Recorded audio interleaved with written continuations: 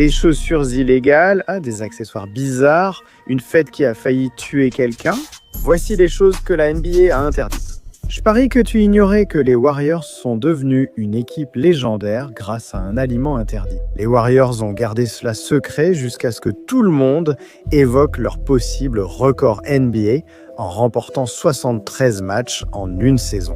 Mais leur coach préparateur physique savait à quel point l'alimentation de l'équipe était mauvaise et pensait que la seule façon pour les Warriors d'avoir l'énergie nécessaire pour gagner autant de matchs était d'interdire la malbouffe. Mais quand ils ont vu que les sandwichs au beurre de cacahuète et à la confiture étaient sur la liste, ils se sont battus pour leurs droits et ont mené une véritable guerre pour qu'ils soient de nouveau autorisés. Parce qu'apparemment, c'était leur arme secrète. À la mi-temps, Stéphane criait au banc « J'ai faim, je meurs de faim ». Il m'a demandé de préparer quelque chose. J'ai pensé à un sandwich beurre de cacahuète et confiture. Tout a commencé ainsi. Et après avoir révélé leur amour pour cette nourriture, ils ont marqué l'histoire de la NBA.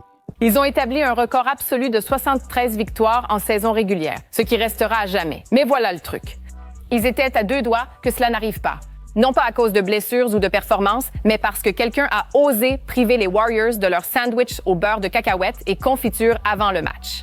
Bien que les sandwichs aient été interdits, ils ont aidé les Warriors à devenir la meilleure équipe de saison régulière de l'histoire. Mais peut-être qu'ils devraient doubler la dose de PBJ parce que maintenant, ils n'arrivent même plus à battre LeBron James. Mais même ça, ce n'est pas aussi fou que la NBA qui interdit un maillot parce qu'il casse les téléviseurs des gens.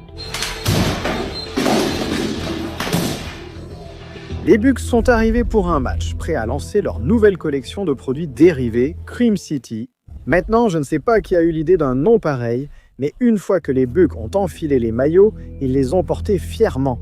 Et ce n'est pas le fait d'écraser leurs adversaires qui posait problème à la NBA. Les maillots des Bucks causaient en fait des bugs à la télévision car les couleurs crème interféraient avec la technologie des publicités sur le terrain. Sans prévenir, les Bucks ont changé leur maillot pour du bleu. Enfin, un employé des Bucks a annoncé qu'il ne pouvait plus porter de maillot crème. Aucune équipe ne le pouvait, car c'était interdit. Mais que diriez-vous si je vous disais que la NBA a aussi interdit aux joueurs de montrer leur jeu de tête de Jimmy Butler à Jrue Holiday et de Aaron Fox. Ce nouvel accessoire Nike appelé le bandeau style ninja a complètement envahi la ligue. Même LeBron était enthousiasmé par une nouvelle façon de cacher sa ligne de cheveux. Jusqu'à ce que la NBA prenne peur, les joueurs tiraient dans les bandeaux par derrière et provoquaient des blessures. Donc, ressembler à mon ninja a été interdit. Mais un accessoire, c'est une chose. Certaines célébrations interdites coûtent des dizaines de milliers d'euros d'amende aux joueurs. LeBron avait des soucis avec le chronomètre des tirs. Lever le majeur entraîne aussi une amende. Jimmy Butler, c'est là. Pour moi, ces fêtes étaient hilarantes. Mais pour la NBA, ces gestes jugés inappropriés ont valu aux joueurs des amendes de milliers de dollars et ont été interdits. Alors maintenant, tu comprends pourquoi les joueurs ne laissent généralement pas leur célébration devenir incontrôlable. Mais la NBA n'est pas la seule à interdire des choses. LeBron James a gâché tout le plaisir de ses coéquipiers simplement parce qu'ils lui ont fait perdre un championnat. Lors des finales NBA de 2015, LeBron faisait presque l'impossible en portant son équipe à seulement 2 victoires du titre. Donc LeBron espérait que ses coéquipiers resteraient concentrés. Mais au lieu de ça, ils sont arrivés en mode détente.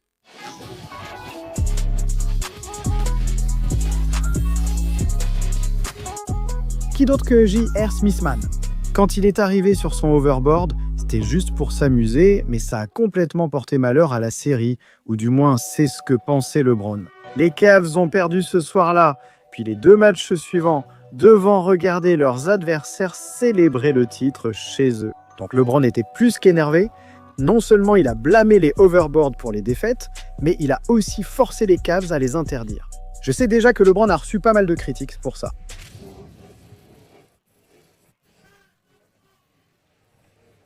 Mais je parie que tu ne savais pas que la NBA bannit toute personne qui critique LeBron.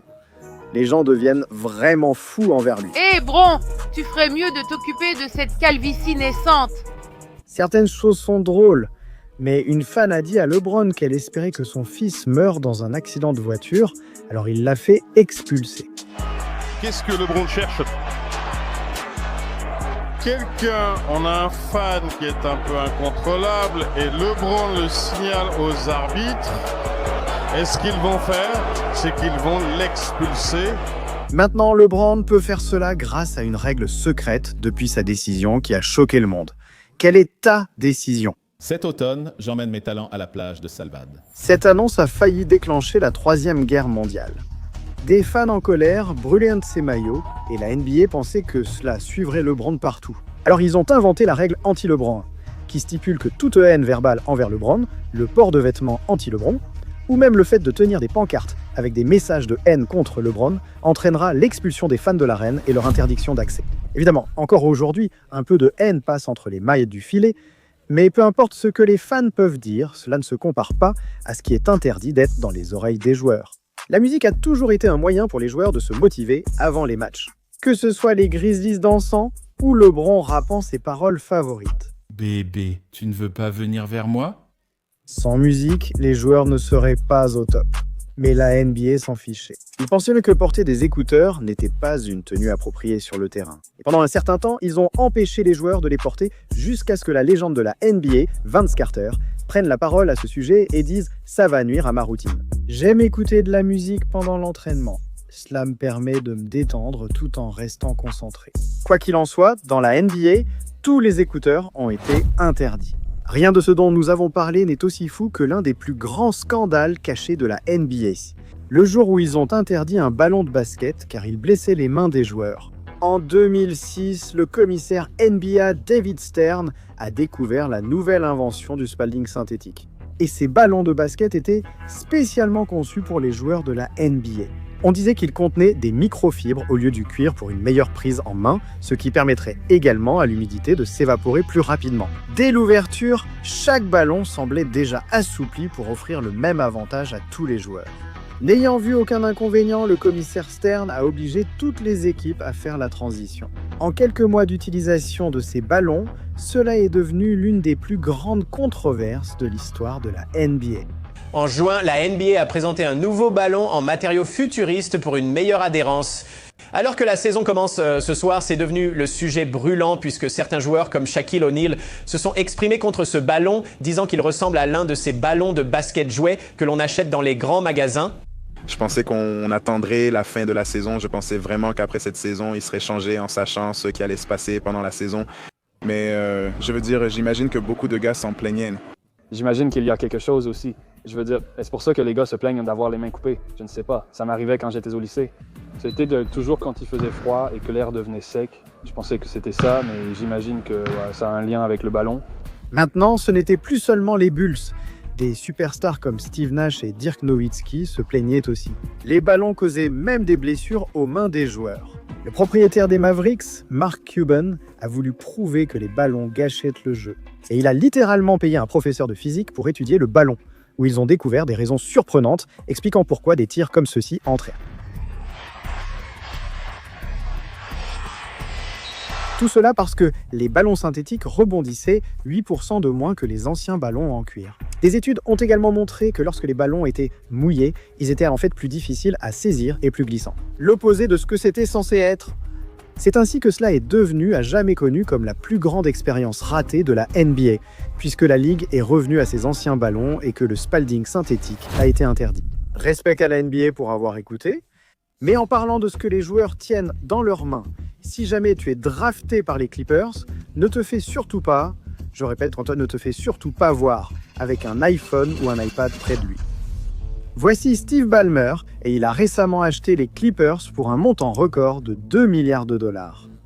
Il a pu se permettre ce prix uniquement parce qu'il était autrefois président-directeur général de Microsoft et détient encore une part plus importante que Bill Gates. Steve prend très au sérieux les produits Microsoft. Par exemple, il interdit même les iPhones à sa famille.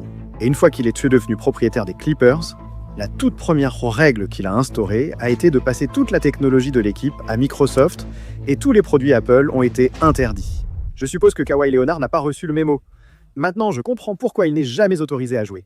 Je comprends aussi pourquoi il n'a jamais rejoint les Houston Rockets. Ils n'ont pas seulement interdit ce mouvement aux joueurs, mais quiconque enfreint la règle est ridiculisé par l'équipe. En 2017, les Rockets étaient déjà l'une des meilleures équipes de l'Ouest. Mais comme ils ont été éliminés tôt lors des playoffs, l'entraîneur Mike D'Antoni voulait apporter un changement. Il a réalisé que leurs tirs à 2 points, sauf dunks et layups, avaient les mêmes chances d'entrée de réussite que les tirs à 3 points.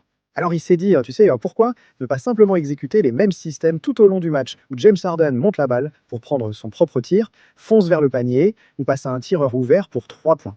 Personne ne pouvait tirer à mi-distance, une stratégie qui mettait clairement les joueurs sous pression. Les joueurs des Rockets inattentifs étaient ridiculisés le lendemain en vidéo, leurs photos affichées avec une croix rouge. Ils ne voulaient clairement pas ça, car cela poussait les joueurs à s'excuser pour de mauvais tirs.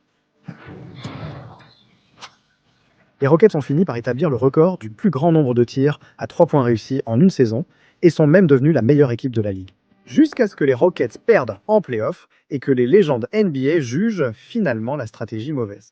James Harden n'a tenté qu'un tir à mi-distance dans cette série. C'est une statistique folle. Les États-Unis d'Amérique Rockets en ont pris 7. C'est normal de tenter des tirs à mi-distance. Même si cet homme était un Rocket, beaucoup de choses ont changé depuis son passage là-bas. Parce que les tirs à mi-distance étaient interdits. Si la NBA n'avait pas interdit les chaussures à super pouvoir, les Rockets seraient sans doute déjà champions. À propos des chaussures, la NBA en interdit beaucoup pour des raisons parfois étranges. Stephen Curry voulait juste fêter le nouvel an chinois avec une paire personnalisée de ses chaussures.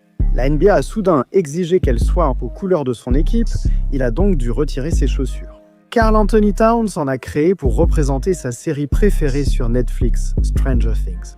Mais une fois portées, la NBA lui a dit que ses chaussures devaient seulement avoir les logos de la marque. Kanye West a même révélé avoir passé des années à créer plus de 300 concepts pour une chaussure de basketball Yeezy. Et une fois que des photos de sa version finale ont fuité, la NBA ne l'a même pas laissé mettre un pied sur le terrain une seule fois avant de se plaindre de son talon réfléchissant. Mais ne me parle même pas de Cole Anthony. Je n'aurais jamais pensé voir quelqu'un porter des Timbs sur un terrain de basket. La NBA les a interdites et ce gars a enfreint les règles du concours de dunks pour finalement être ridiculisé partout. T'es pas un dunker, alors si tu vas dunker, pourquoi diable tu mets des Timberlands? Mais toutes les interdictions de chaussures ne viennent pas forcément de la NBA elle-même. Tyler Herro a récemment révélé un grand secret du Miami Heat. Apparemment, ils se considèrent désormais comme des rivaux des Milwaukee Bucks. Et Giannis Antetokounmpo est leur plus grand ennemi. Donc, comme leurs équipes s'affrontent plusieurs fois par saison et se retrouvent souvent en play-off, tout le monde dans l'équipe a convenu que personne n'a le droit de porter les chaussures signature de Giannis. Je ne leur en veux pas, ces chaussures sont nulles, je suis content qu'elles soient interdites. Je suis surpris qu'il n'y ait pas plus d'interdits en NBA, vu ce que les joueurs cachent au public. Comme un joueur fait des choses illégales, un autre joueur a failli ne jamais exister. Découvre 20 faits méconnus sur les joueurs NBA. Je sais que tu veux regarder. Clique ici.